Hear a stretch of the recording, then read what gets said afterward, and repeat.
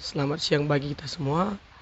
Kami dari kelompok 7 ingin mempresentasikan hasil diskusi kami yang dimana kami beranggotakan yang pertama yaitu saya sendiri, Rianto Alexander Lumanggaol, dan yang kedua yaitu Nuri Cahyaningsi, yang ketiga yaitu Dedi Liandra Sitorus, yang keempat Ferawati. Di sini kami akan membahas tentang inovasi keuangan digital, peta jalan, dan rencana aksi 2020-2024. Agenda dari presentasi ini atau topik utamanya yaitu strategi rencana aksi garis waktu peta jalan 2020 sampai 2024 yang dimana akan dipaparkan oleh rekan saya. Baiklah, di sini saya akan menjelaskan tantangan dan peluang vintage industri. Pesatnya kemajuan teknologi merupakan tantangan sekaligus peluang infrastruktur yang dibutuhkan untuk kantor cabang bank tradisional. Tingginya biaya sistem point of sale dan kurangnya fisik kartu kredit oleh sebagian besar masyarakat Indonesia merupakan tantangan yang dipandang sebagai peluang baru. Pemain fintech digital yang mampu memberikan solusi yang lebih baik dalam memenuhi kebutuhan pertumbuhan populasi digital dan mobile tingkat, kesenjangan pembiayaan individu dan UKM yang sudah berlangsung lama juga. Selanjutnya, ada inisiatif utama strategi rencana aksi. Yang pertama itu, peningkatan perlindungan konsumen di era digital, termasuk peningkatan literasi, keuangan digital, dan praktik manajemen pengaduan. Ini yang dimaksud dengan peningkatan literasi digital menggunakan kemajuan fintech, perusahaan dapat mendidik pelanggan mereka untuk meningkatkan kesadaran dan memperluas penggunaan produk dan layanan keuangan yang inovatif. Langkah kedua, privasi dan perlindungan data. OJK akan memastikan penerbitan Undang-Undang Perlindungan Data dan mempertimbangkan kebutuhan konsumen industri keuangan termasuk klien penyedia fintech. Yang maksudnya teknologi regulasi atau fintech melibatkan pengelolaan proses regulasi dan industri keuangan melalui penggunaan teknologi. Fungsi utama Regtech termasuk pemantauan peraturan, pelaporan, dan kepatuhan. Regtech membantu lembaga keuangan dan regulator menyederhanakan proses kepatuhan peraturan yang rumit. Yang ketiga, ada peningkatan regulasi dan pengawasan fintech, termasuk penggunaan teknologi, regulasi, Regtech, dan pengawasan teknologi. Langkah keempat yaitu peningkatan dialog dan dukungan untuk inovasi. OJK telah menginisiasi dialog dan bekerjasama dengan regulator dan badan dari negara lain yang akan mengeksplorasi inisiatif sandbox lintas batas dan regulator lain. Yang artinya, OJK telah menginisiasi dan bekerja sama dengan regulator dan badan lain dari negara-negara termasuk Australia, Malaysia, dan Filipina. OJK akan menjajaki penyajian lintas batas regional dan global untuk meningkatkan perusahaan asing untuk berekspansi ke dalam negeri. Baik teman-teman, di sini saya akan menjelaskan mengenai inisiatif utama strategi rencana aksi, yang dimana fokus pada peningkatan praktik keselamatan dan kesehatan di industri Techfin yang sedang berkembang, termasuk keamanan siber yang dimana pencegahan penipuan dan manajemen risiko. Yang kedua itu ada dukungan terhadap ekosistem Techfin atau iklim investasi. OJK ingin memungkinkan ekosistem fintech yang membantu fintech, bank, asuransi, dan penyediaan industri jasa keuangan lainnya untuk terhubung, berkolaborasi, dan saling terhubung. Yang ketiga itu menyediakan dan meningkatkan pelatihan untuk sektor Techfin dan meningkatkan pembangunan kapasitas regulasi. OJK akan meningkatkan keterampilan pengawasan termasuk memperluas penggunaan dan pemahaman perangkat subtek.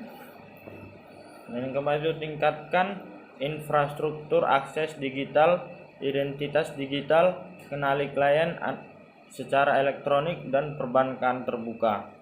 OJK telah menginisiasi dialog dan bekerja sama dengan regulator dan badan dari negara lain yang akan mengeksplorasi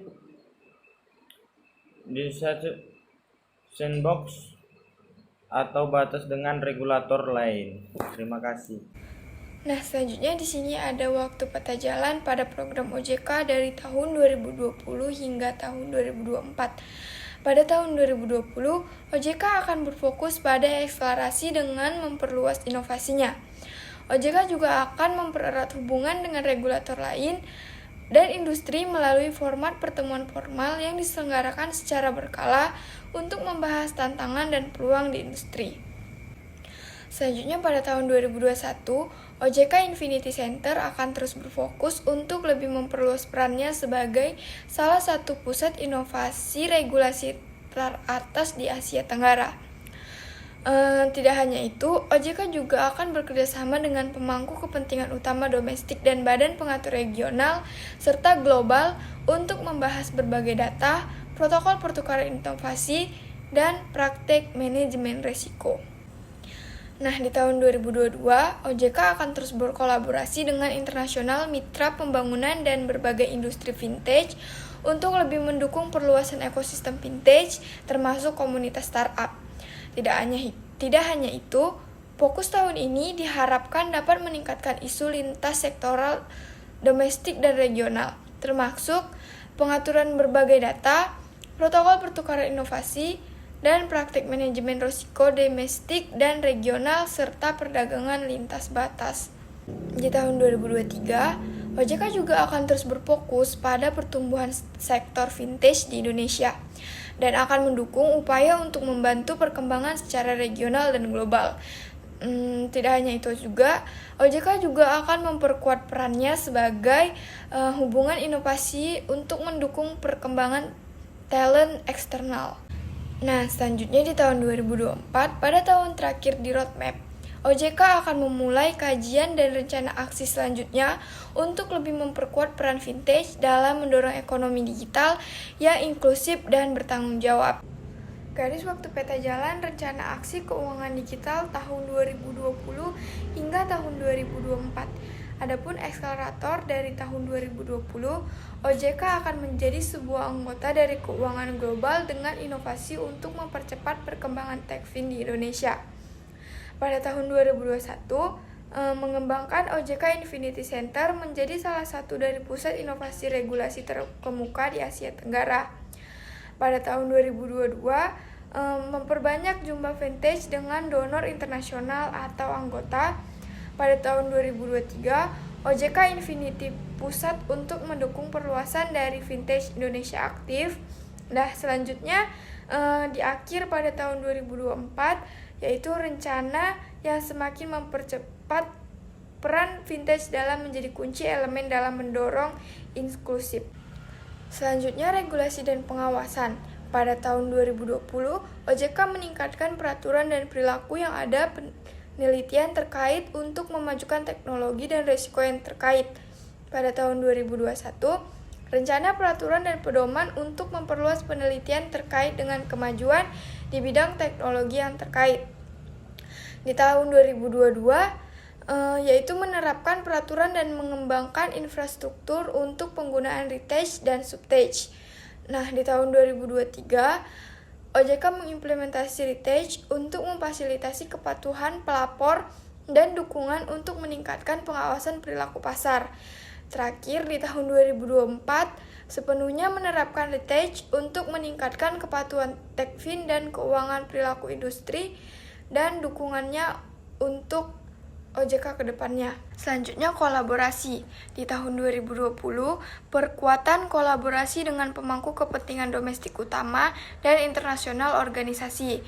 Di tahun 2021, mengatur kolaborasi dan agenda dengan kunci pemangku kepentingan dalam negeri, regulator daerah, dan internasional. Pada tahun 2022, mendukung vintage lintas batas bisnis terkait peluang dan pengawasan. Selanjutnya, di tahun 2023, koordinasikan pekerjaan program di OJK untuk memastikan adopsi pedoman standar untuk lintas sektoral masalah. Nah, yang terakhir di tahun 2024, memperkuat dan meninjau kolaborasi pengaturan dan agenda kerjasama 5 tahun ke depan. Selanjutnya ada bakat. bakat pada tahun 2020, OJK membangun sebuah continue program untuk mengembangkan bakat eksternal dan internal dalam industri Techfin. Selanjutnya di tahun 2021, menerapkan terus-menerus berkolaborasi dengan keahlian dan industri jasa keuangan dan vintage. Di tahun 2022, memanfaatkan teknologi baru untuk meningkatkan bakat perkembangan. Nah, selanjutnya di tahun 2023, membuat gesit organisasi dan pusat inovasi. Di tahun 2024, yaitu memperkembangkan program dan mengembangkan 5 rencana baru peta jalan tahun. Nah, selanjutnya yang terakhir ada perlindungan pelanggan. Di tahun 2020, draft standar atau pedoman untuk meningkatkan digital konsumen, perlindungan praktek, keuangan digital inklusi, dan literasi keuangan digital. Di tahun 2021, menerapkan standar atau pedoman tentang digital perlindungan konsumen, inklusi keuangan digital, dan literasi keuangan digital setiap aktivitas aspek vintage. Di tahun 2022, pastikan pedoman diadopsi dalam model bisnis vintage untuk meningkatkan perlindungan pelanggan dan cara yang ditingkatkan untuk mempromosikan literasi keuangan digital. Di tahun 2023, memastikan bisnis vintage mengarah ke peningkatan konsumen dan perlindungan praktek dan serta literasi keuangan. Selanjutnya yang terakhir di tahun 2024, analisis pelajaran dan dipelajari selanjutnya untuk masa depan peta jalan. Mungkin sekian hasil dari presentasi kami kelompok 7. Bila ada kesalahan atau tutur kata yang salah, kami mohon maaf. Sekian dan terima kasih. Selamat siang.